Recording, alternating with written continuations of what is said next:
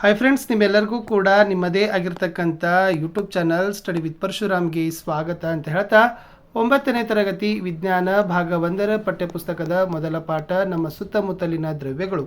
ಈ ನಮ್ಮ ಸುತ್ತಮುತ್ತಲಿನ ದ್ರವ್ಯಗಳು ಈ ಪಾಠದ ಈ ಹಿಂದೆ ನಾನು ಏನು ಮಾಡಿದ್ದೆ ಅಂದರೆ ಪಾಠದ ಒಳಗಡೆ ಇರ್ತಕ್ಕಂಥ ಪ್ರಶ್ನೆಗಳಿಗೆ ಉತ್ತರಗಳನ್ನು ಕೊಟ್ಟಿದೆ. ಸೊ ಇವಾಗಿನ ವಿಡಿಯೋದಲ್ಲಿ ಅಭ್ಯಾಸದ ಪ್ರಶ್ನೆಗಳಿಗೆ ಉತ್ತರಗಳನ್ನು ನೋಡೋಣ.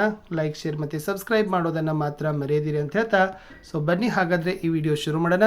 ಸೊ ನಾವು ನಿಮಗೆ ಕನ್ನಡ ಆಗಿರ್ಬೋದು, ಇಂಗ್ಲೀಷ್, ಹಿಂದಿ, ಸೈನ್ಸ್ ಮತ್ತು SS 5 ವಿಷಯಗಳಲ್ಲಿ ಪ್ರತಿ ಪಾಠದ ಪ್ರಶ್ನೋತ್ತರಗಳ ವಿಡಿಯೋಗಳು ನಿಮಗಾಗಿ ಲೈನ್ ಅಪ್ ಮಾಡ್ತೀವಿ.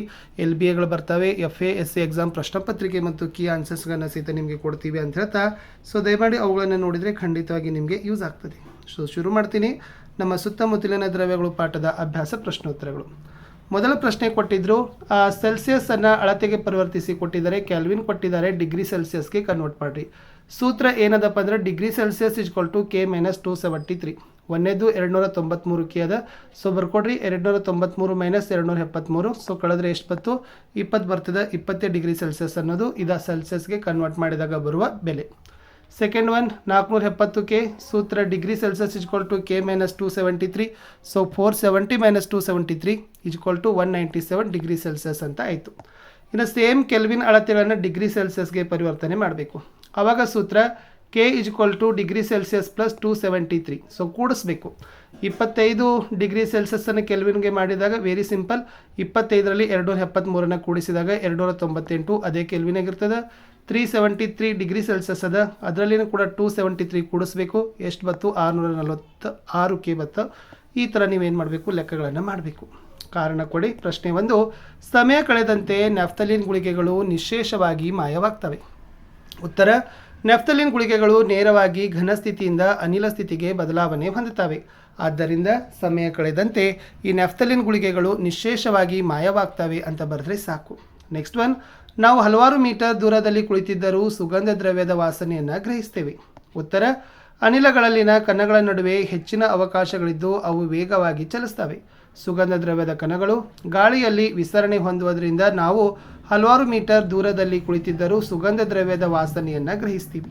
ಮುಂದಿನ ಪ್ರಶ್ನೆ, ಕಣಗಳ ನಡುವಿನ ಆಕರ್ಷಣಾ ಬಲದ ಏರಿಕೆ ಕ್ರಮದಲ್ಲಿ ವಸ್ತುಗಳನ್ನು ಜೋಡಿಸಬೇಕು.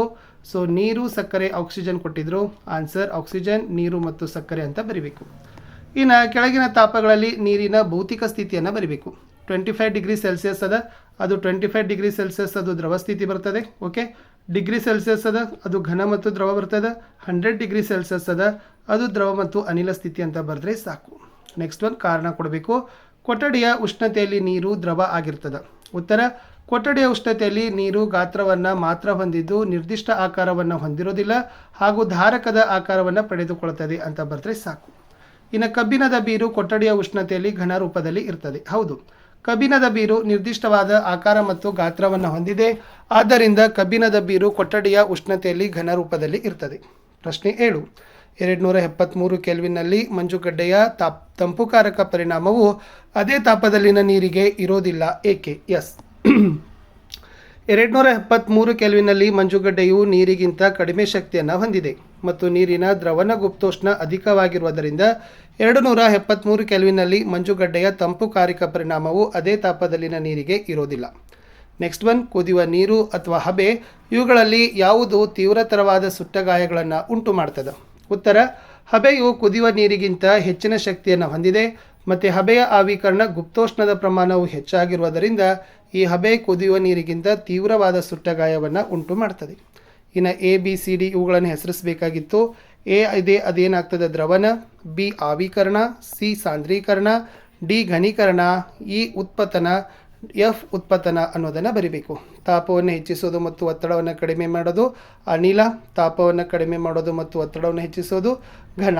ಸೊ ಘನ, ದ್ರವ, ಅನಿಲ. ಸೊ ಇಲ್ಲಿರ್ತಕ್ಕಂಥ ABCಗಳು ಇಷ್ಟಿತ್ತು ಈ ಪಾಠದ ಪ್ರಶ್ನೋತ್ತರಗಳು ಅಂತ ಹೇಳ್ತಾ ನಾನು ಸಿಗ್ತೀನಿ ಹೊಸ ವಿಡಿಯೋದಲ್ಲಿ. ವಿಡಿಯೋ ವಾಚ್ ಮಾಡಿದ್ದಕ್ಕೆ ಧನ್ಯವಾದಗಳು. Have a nice day. Bye.